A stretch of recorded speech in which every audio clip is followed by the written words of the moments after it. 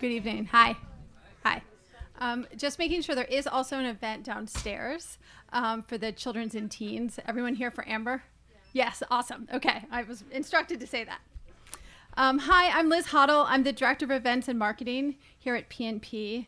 And I'm actually not even working this week, but I wanted to come in tonight. I wouldn't have missed it because I wanted to salute Amber for her new collection, And I Do Not Forgive You, which launched today. So congratulations, the big day. A couple of boring housekeeping notes, which I'm sure you could all probably do for me.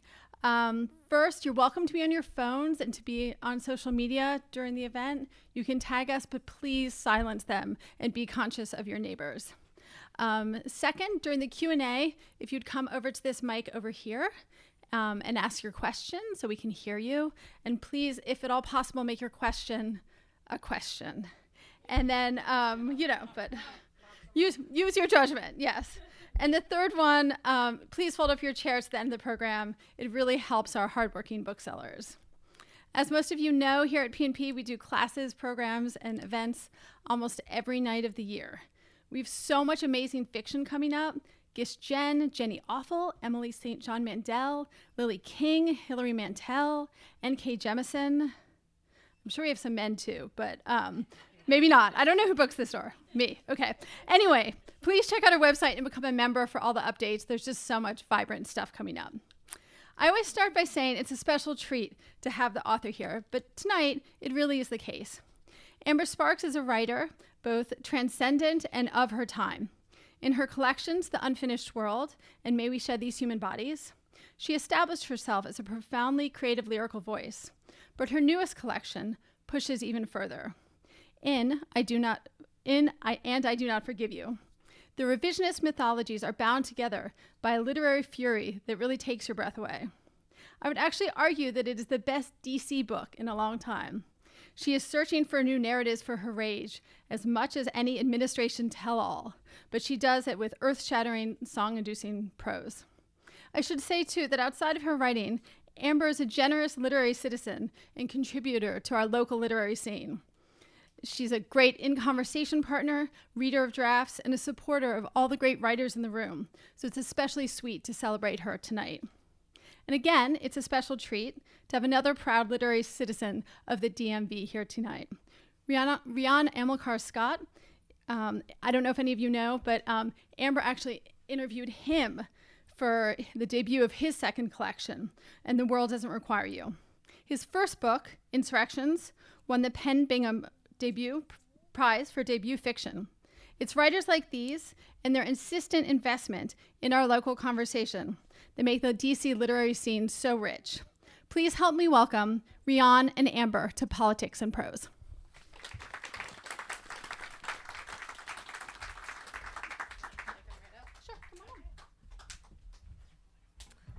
Hey, everybody. Thank you for coming out. Can you hear me? All right, awesome. So I am just going to read a really short piece from the book, and then I'd love to just get in conversation with my friend Rion, and we'll answer your questions afterwards. So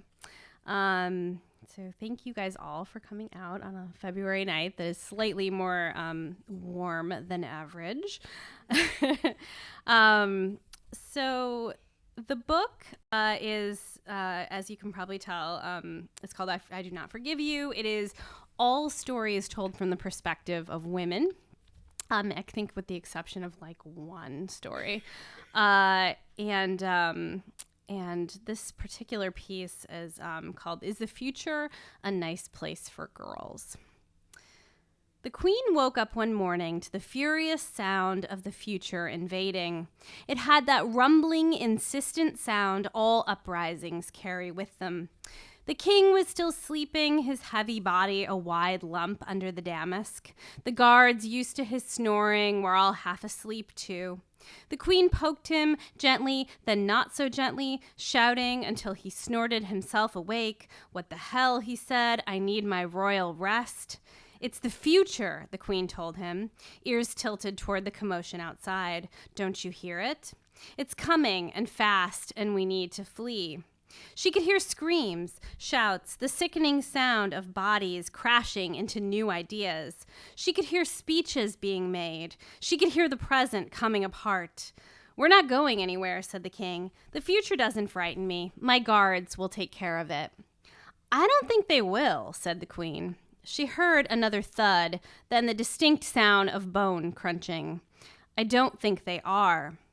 "Well, I'm not going anywhere," said the king, "and I don't hear anything anyway. I think you're mad." "Fine," said the queen. She'd always strongly disliked the king, forced into the marriage after her elder sister disgraced the family by having secret and robust babies with a shepherd. "You should do the same," she told her sister, just as she was hauled off to the nunnery. "The breeding stock is so much better." The queen got dressed quickly all by herself, and some things were assuredly on backwards or sideways, but she didn't care. She ran to the nursery where her infant daughter was sleeping and began to swaddle her. "Your Majesty," said the wet nurse, shocked, "what are you doing?" "The future is coming for us, so we're leaving," said the queen. "Come on, Matilda, you come too." "It's Alice," said the wet nurse. "And I'm not leaving. What a dreadful thought." "Fine," said the queen. She packed a few of the baby's things in a small velvet bag, and she ran. She could hear the clang of the spears, the scrape of the pickaxes, the news anchors broadcasting, the rumbling of engines, the future forcing its way in. Once outside, she could hear the castle gates opening. It was surrendering to the future. "Fine," she thought, "I'll slip right through." She ran just in time to avoid a stream of cars weaving about, the drivers and passengers hitting frantic sheep and pigs in their distraction. They were all gazing up, dazzled by the turrets and by the great North Tower with its spire of beaten gold. More people were holding up guidebooks or looking down at their phones, charging into knights who then lay on the pavement with their lances shattered, moaning and invisible. "This is where they cut off the queen or the king's head," the queen heard, and she held the baby's wobbly head with one hand and picked up her skirts with the other. How had they missed the signs? The future never arrived suddenly. It was always anticipated, announced. There were always omens. How could their seer have failed to see? The queen jogged on, unused to the exertion, but determined to survive. The baby, lulled by the motion, was quieted. She slept. The queen passed trams, trampled fields, serfs standing mournfully next to slaughtered oxen, and curious tourists in yellow wellies. Men with large guns were pointing them everywhere, taking down pheasants and peasants with equal aplomb. Nobody recognized her, thank goodness. Her cloak and the chaos guaranteed her some brief anonymity. She stopped, finally, at a tavern in the next town over, exhausted and in need of a bed and some food. She asked the barman for some milk for the baby. "Whole or skim?" he asked, and she stared. "Never mind," he said. "I think whole is what babies drink." The queen put a little on her finger and let the baby suck it off. The child had a dozy little face, big, bleary brown eyes, and the queen was quite in love with it. The child was already betrothed to the Duke of something or other, and known for his unexceptional face and exceptional cruelty, but perhaps, she hoped, he hadn't escaped the future. She sighed, and she turned to the woman next to her, shockingly muscular, and got up in breeches. "Is the future a nice place for girls?" the queen asked, and the fit woman snorted. "Not exactly," she said, "but," and she eyed the queen's cloak and shoes and hair, "better than where you come from." "Thank goodness," said the queen, and she kissed her daughter's slack, fat cheeks as she hauled herself up onto the bar stool. The cool indifference of the barman, an astonishing relief. No one was looking at her. The air was thick with conversation. "This is the future," she told her daughter. The baby opened her eyes and looked around.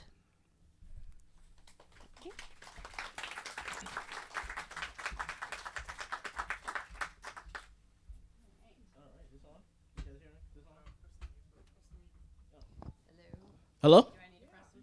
All right. There we go. I think Hello. she's Yes. all right. Technology. Thank you for that, Amber. I don't exaggerate when I say that Amber is one of my absolute favorite writers. Every time a book, I see a book announcement from her, I've gotten really excited. Matter of fact, I taught her last book and one of my students. He's, halfway through, he was just like, I didn't know I could do that. I didn't know you could do that in the story.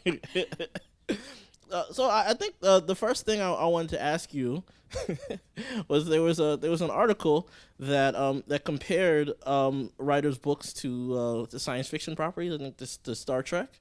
Where was your book?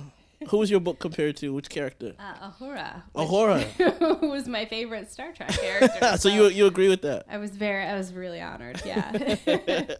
Yeah, well, you know what I mean. Obviously, there's a lot of Uhura was a lot of firsts. She was a woman. She was African American. She was a groundbreaker, and I hope that the book similarly is groundbreaking in a lot of ways. So you've talked elsewhere about feeling more like a storyteller than a writer, and I think more so than any other your books. This one feels in the realm of stories that are told rather than just games with language. So can you talk a little bit more about that? How that manifests in your work? Yeah. Although I do love games with language too. Yeah, pheasants and peasants. Yeah, I think one of my favorite writers is Isak Dinesen. Well, that's her pseudonym. Her actual name is Karen Blixen. She's actually a Danish author, and she always described herself as a storyteller as opposed to a writer, and I've always kind of felt the same way about myself. It's not that I'm not a writer, I guess, but rather I feel like the tradition that I'm participating in is much more of a storytelling tradition. The sort of idea that, if you read my books, and a lot of people have beef with this, but there's no quotes when people talk. There's no quotes around what they're saying, mm-hmm. and it's like, oh, are you just being like experimental, or and it's all sort of part of a feeling that you're being told something that may or may not be true, and that's being passed on to you maybe second or third or fourth hand, and I like the idea of, the tradition of storytelling is a largely feminine tradition. It was women hundreds of thousands of years ago who, traditionally passed on these stories as sort of cautionary tales. And so I've always kind of loved the idea of writing my stories, even if they're new, as though they are sort of part of this storytelling tradition.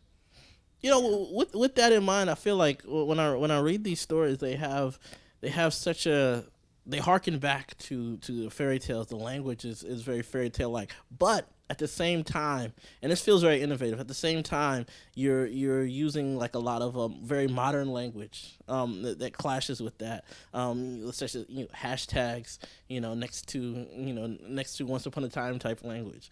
Can you talk about that? Yeah. So I always think it's interesting when people, because I know contemporary authors who, you read their work and this is no dig on anybody, but it's like the internet doesn't exist, mm-hmm. or like, smartphones don't exist. And I always feel like when it's such a huge part of our language and our experience right now, being online, having smartphones, having social media, all this kind of stuff, that I feel like it's actually changed the way that we speak and the way that we tell stories. Memes, right? The way that we participate in memes has become its own sort of storytelling. And so to me, that's really important to get at in my stories, because I feel like when you're participating in a storytelling tradition, you're sort of you're doing it as a contemporary of your own time, right? As a representative of my own time. Mm-hmm. So it feels like it would be very disingenuous of me to sort of go back to this utopia before the internet existed and just pretend that didn't happen. and tell these stories. And for me, it feels organic and traditional in a weird way for me to actually be including like the things that we do and say. There's actually a book that a friend just passed on to me not too long ago, called Because Internet. I don't know if anybody's read this, but it's I think it was Gretchen McCullough who wrote it, but it's all about the ways that our language has changed literally because of the way people speak online. And I feel like that's important to include in if you're sort of passing on your tradition, like in the game of telephone, that it changes the way that we say it too. Mm-hmm. I feel like I should say LOL right now. The internet has changed our language. That stuff are just really weird in real life, right? Yeah. There's always like the person who's like, you're trying too hard. OMG, and you're like, that's not. We don't say that in real life. Just FYI. So I think my favorite story is We Destroy the Moon. And it feels like the core of the book, you know. And it speaks to, you know, a lot of these stories speak to, a righteous female anger, and I think that one sort of encapsulates it. I don't know what your favorite story is, and you could share that. But could you talk a little bit about We Destroy the Moon? Yeah. The funny thing about We Destroy the Moon is that actually I wrote it, the first draft of it, quite a while ago, and it actually didn't make it into the last collection. Mm-hmm. And it was funny. It was because my editor at the time thought it didn't quite fit, and it felt a little too angry. And among other things. And at the time, I mean, my last book came out in 2012, so it was a very different world that we lived in then. So flash forward to 2016, and I was putting together, the book came out in 2014, I think, so flash forward to now, and I'm putting together the book, and I'm like thinking about the tone, mm-hmm.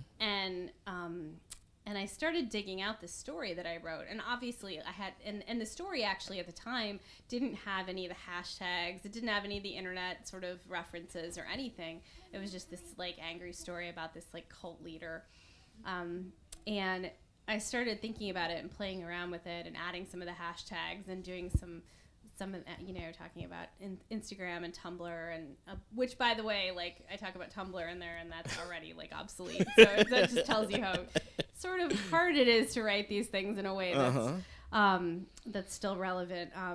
But yeah, and then I gave it to my current editor for the new book, and she was like, "Oh my God, this is perfect for what's happening right this moment."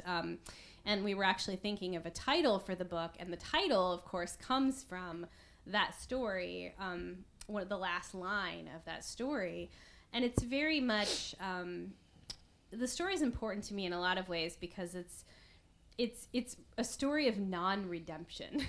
And in the sense that, it was important to me to sort of write an anti-redemption story, because we have this idea about narrative in our society where, there's somebody and they do something bad to someone else, and eventually they're forgiven, and everybody learns something, and then we can tie a bow on it. It isn't that great.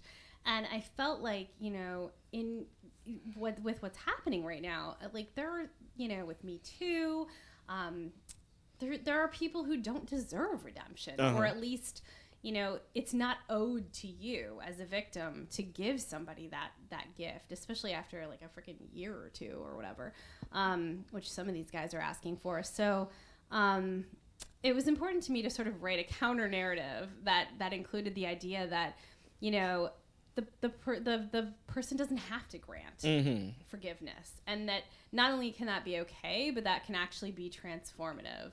The idea of I do not forgive you can actually be its own sort of spell to transform this person and take them away. So yeah, that's that story. I think so. Which one is your favorite? Which one's my favorite? My favorite is, I think, St. Lucy's. That's the next one I was going to talk about. Do you want to talk about it, or do you want me to Well, say why? we can lead into it. I was just going to say, next thing I was going to say it's like an inverse of a fairy tale. Yeah. Yeah. But go ahead. What you have to say is more interesting. No, well, I want to hear more about this inverse of a fairy tale. But, yeah, so that one's my favorite. It might just be because it's one of the last pieces that I wrote for the book. But I actually wrote it when I was because I'm kind of obsessed with Wuthering Heights, and I really wanted to write sort of a new version of Wuthering Heights for a really long time, and I couldn't quite figure out how to do it, and I started thinking about dioramas. Don't ask me why, and that's how my brain works, and I kind of tied that in and started writing this story. I'm just like rambling right now, but I want to hear more about your idea about the anti-fairytale. Actually, tell me about that. Oh, I was gonna. I was hoping you would.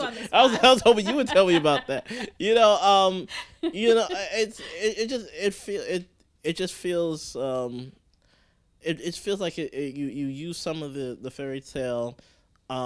Some of the fairy tale tropes, and you sort of flip them inside. I'm sorry if I'm being vague about it, but no, that's not vague. I think that's cool. Well, I'm always playing with fairy tales in my stories, so it's something that from the very first I sort of grew up on, and I'm always thinking about how inverse fairy tales become their own sort of feminism, in a lot of ways. And that's a lot of the stories in this book too kind of conform to that. But with St. Lucy's, I was one of the things I thought about a lot in this book, and it's funny because I was actually talking to somebody at the Washingtonian. Actually, I was doing an interview and they were like, there's a lot of like people that just disappear in this book. And I was like, oh, I didn't really think of that, but it's actually true. They just kind of poof, like vanish or transform or And I was thinking about the ways in which that sort of goes against the counter narrative of the person becoming stronger, more present in their life, confronting something. And I was thinking about the idea that disappearing or, choosing this to sort of ascend to heaven or, like Remedios or whatever is its own sort of power, and that can be just as powerful, especially for a victim of trauma, than confronting your aggressor. So for this particular story, I really was interested in her, in the mother, in Wendy, because she chooses this very like ascetic, removed, saint-like way of being in the world to sort of remove herself from the way that she's essentially been used by men all her life. So, and how that kind of conveyed its own sort of power. It's my daughter. Joy. And so I was just really interested in exploring that and how that kind of gave her this insidious ability to then go off and, I don't want to spoil the story, but do something really terrible to her own husband at the end of the day. I think we can open it up to the questions now. Anybody has any questions, you can approach the mic here. You're not allowed to ask any questions. Or she could just come up and giggle. Make us all happy. Ma'am. Yes. Hello. So my question is, I think it's very easy to write the stories that you're writing, and then we could just all feel bad at the end. But I didn't. I felt really good, and so could you writing about subjects that, especially for like women, could just really make us feel really terrible at the end, and instead flipping that so that we maybe feel really empowered, while also acknowledging like the really legitimate like anger and sadness that can be there. Thank you.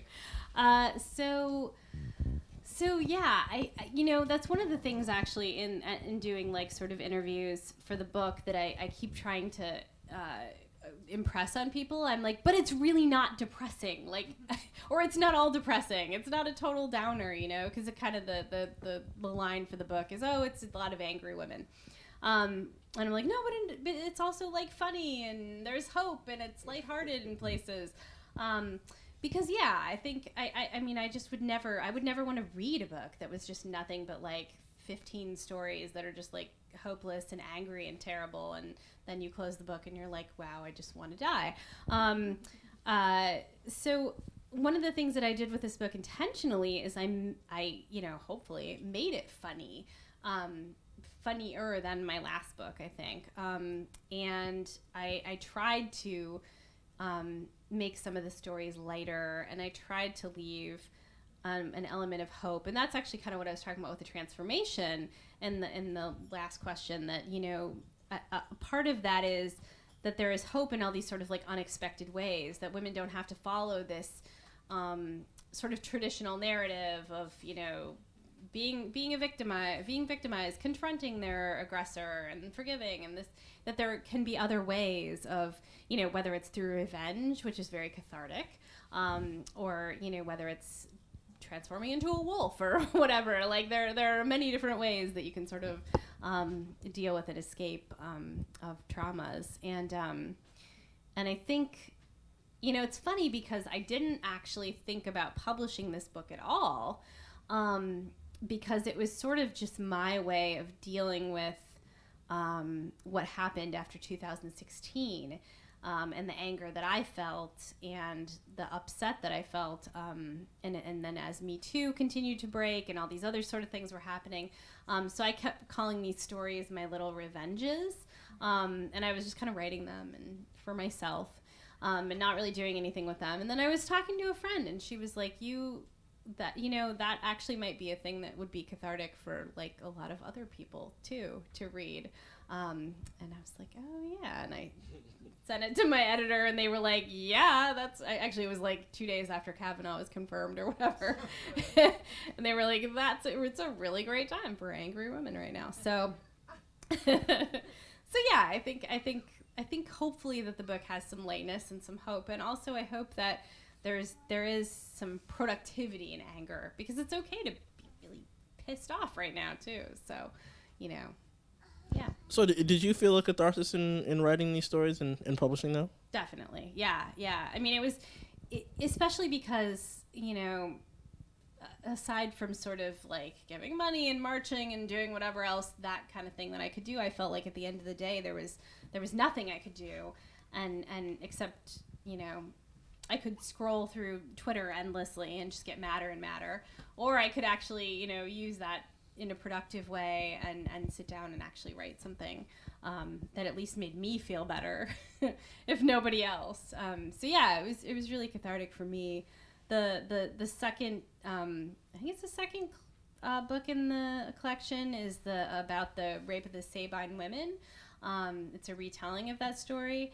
And that's the one that I actually did write the night that Kavanaugh was confirmed, and I just didn't know where else to put my anger, and I just sat down and I was like, I'm gonna rewrite the story of the greatest victim story that I know, and I'm gonna rewrite it and give power back to the women involved. So yeah, I think it was cathartic. I hope so. I'm still mad though. I'm still really pissed off. So. As you should be. Other questions?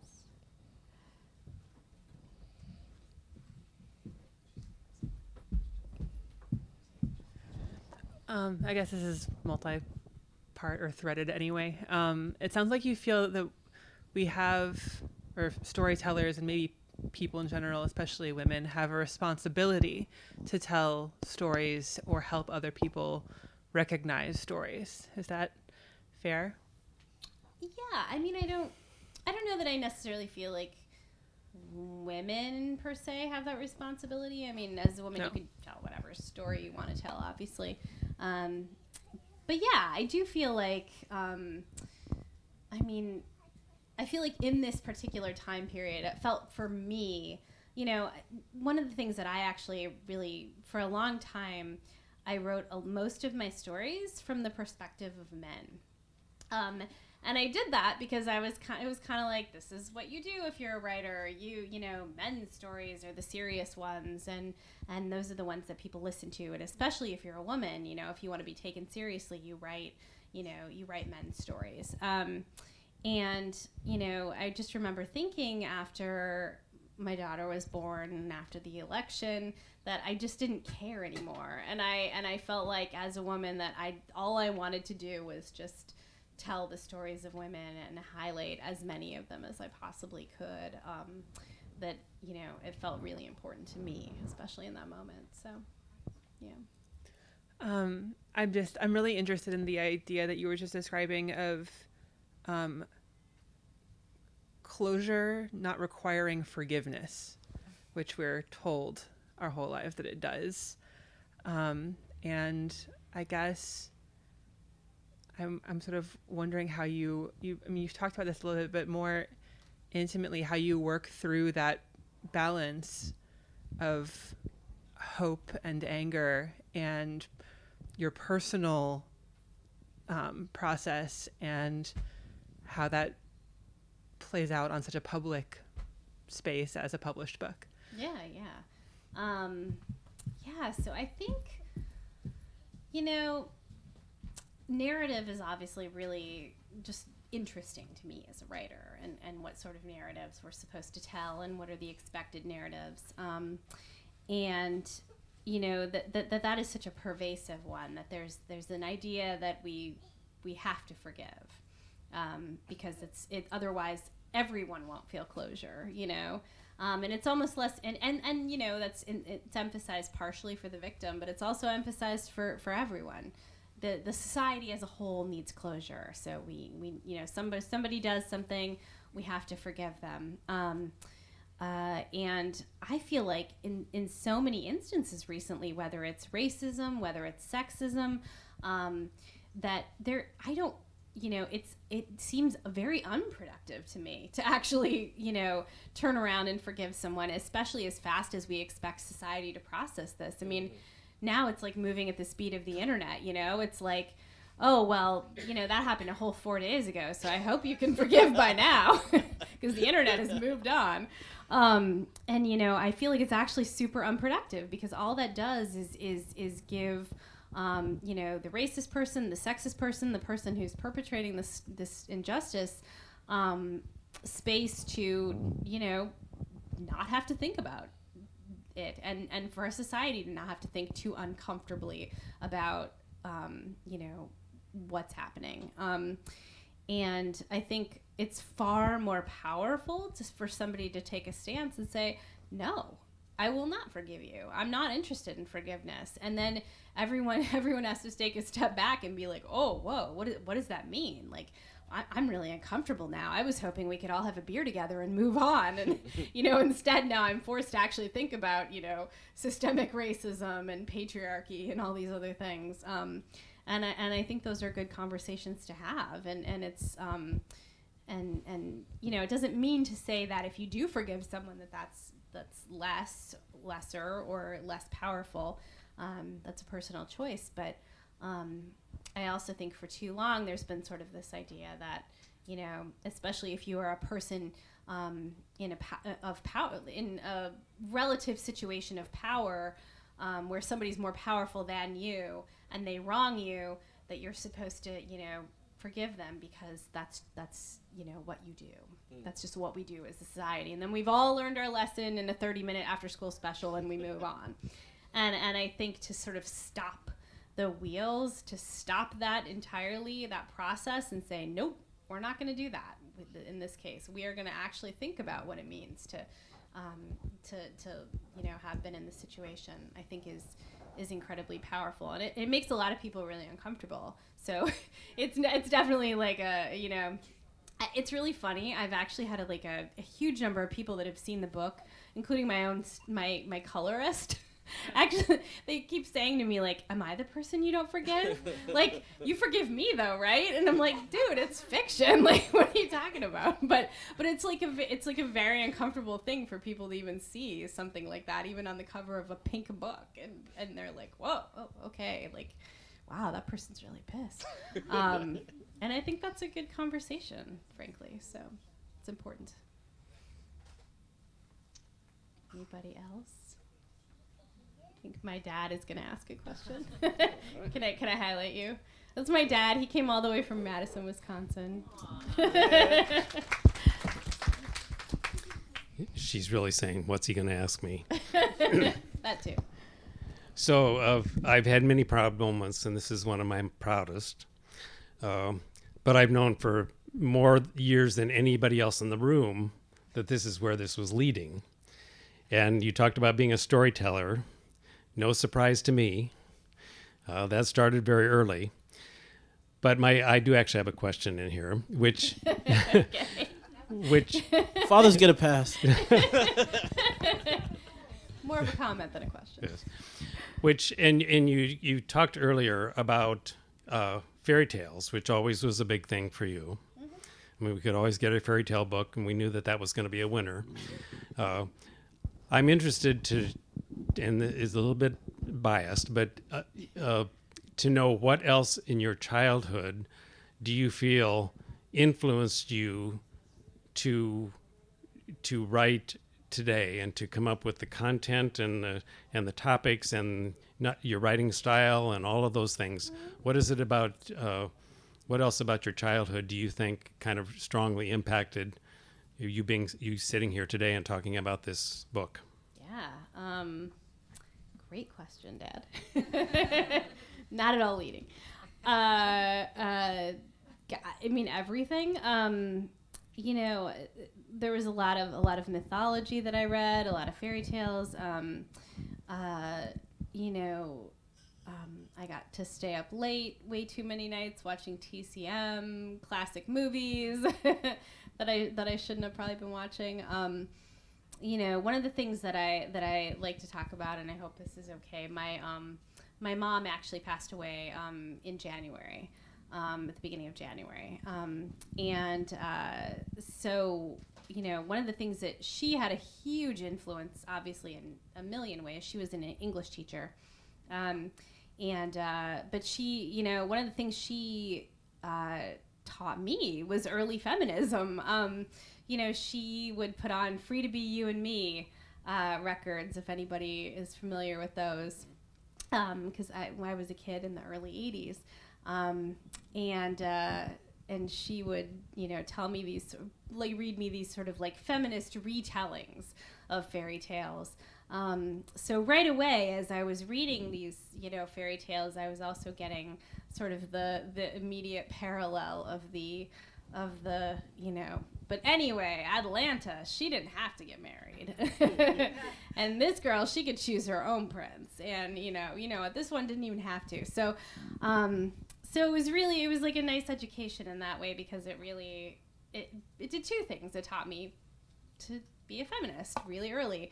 And it also taught me that stories are there to play with and to mess with and to make new things out of, and that there's no such thing as sort of a sacred story that we can't, that you can't touch or screw around with. So yeah, I think does that answer your question? And let's be clear, you didn't get to watch those movies, you watched those movies. Well, that's true. I snuck upstairs and watched those movies. You had a question? I don't walk that easily. There you go, sir. Could you share with us the degree to which your fiction and nonfiction overlap in their storytelling? Yeah. So, I mean, I definitely mostly write fiction. It's not a lot of nonfiction. Although of course there's an element of real life and truth and everything that I write. But, because I'm writing sort of mostly surrealist stuff, magical realism, that kind of stuff. It's very little of it sort of comes from real life. But at the same time, there's obviously a lot of elements of politics, of the world that we live in, of gender relations, all kinds of other things that sort of creep into the story. So, and it's true too, like for something like the Sabine Women, one of the things that I think is talking about playing with stories that's most powerful is to take a story that is, has been told so often that it's almost rooted in fact, and then to append it and completely change the facts and tell it all over again. There's a lot of stories that are sort of so old and so established that we almost think of them as fact because, well, of course that's, Snow White ate the apple, or of course, this is how it happened. And so taking those stories and kind of completely changing them, I think, has a lot of power.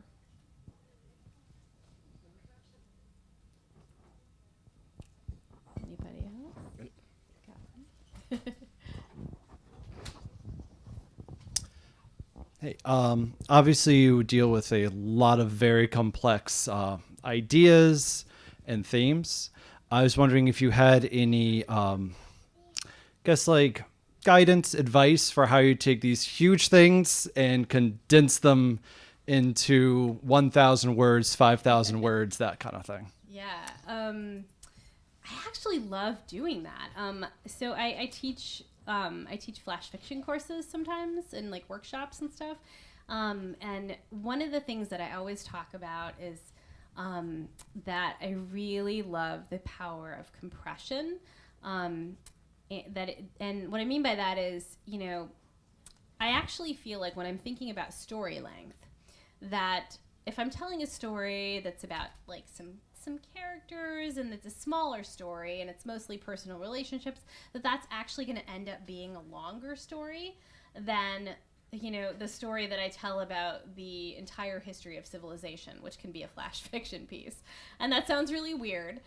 But it's the idea that you can take this like giant monumental subject, whether it's an emotional subject or like a long length of time or whatever it is, and that you can take that and sort of compress that into a very small space. It's like making a diamond. It gives it this enormous power, I think, by being such a short piece. There's something about it that gives it like an urgency. And very short pieces, kind of like poetry, every single sentence is necessary, and every single sentence has to be there and is perfectly crafted, and you can't have a word that's out of place. And so those kind of stories, I think, when there's something that's got a huge amount of relevancy or it's a particularly powerful subject, I think it actually gains in power. Now actually doing it, writing it, of course, is a little bit trickier, but I think it's not as tricky as it sounds because, it's harder. Like if you're going to tell, say, a friend of mine, Robert Klass, and I wrote a book that's the entire history of the world in like 90 pages. And if we had sat there and tried to write that in like a novel length, it would have been impossible. But having to literally, collapse, thousands of years of history into a paragraph is actually somehow a lot easier. I don't know why, but because you can really sort of pull out the sort of defining events, I think, of that like particular period and crystallize it in a way that you sort of couldn't if you had a longer space to write in.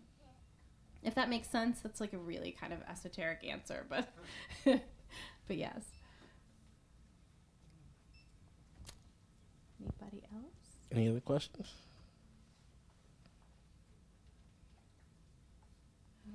Going once, going twice.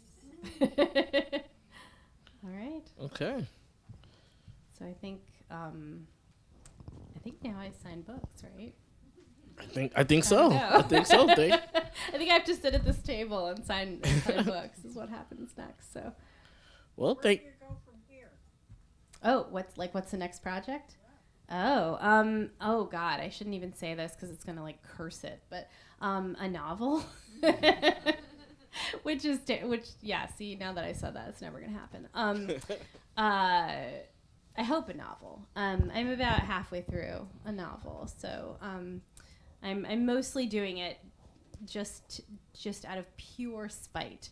Because I was, I am a short story writer, and I keep telling people I write short stories. I don't write novels. Are you working on a novel? I am. See, are you doing it out of spite too? Well, I have 6 pages. So.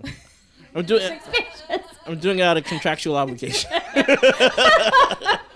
That's also a really good reason too. Spite, money. These are the things we really write novels for. But yeah, but we'll see. I'm actually kind of excited about it because it's the I would say the one thing that drives me more than anything else when writing is doing something new. And so for me, actually, writing a novel is something completely new and different. So it's proving to be interesting so far. We'll see if that lasts. I'm also working on a book about ghosts, so that's a different book. A nonfiction book? Yes. Nonfiction. Well, yeah. Yes. All right. Okay. Thank you for. Wait, There's there's a hand over there. Sorry. Are you writing also for different languages or different countries? I hope that. What did she say? Am I writing for different languages? I am actually, to my huge embarrassment, not a linguist. I speak English and very poor Spanish. But I'm hoping that the book will be translated into at least a few other languages. So that would definitely be the hope. So because I do have friends in other countries who've definitely expressed an interest. So yes, I hope so. All right. Okay. Thanks for coming out, guys. I want to thank everyone for coming. If you'd like to purchase tonight's book, you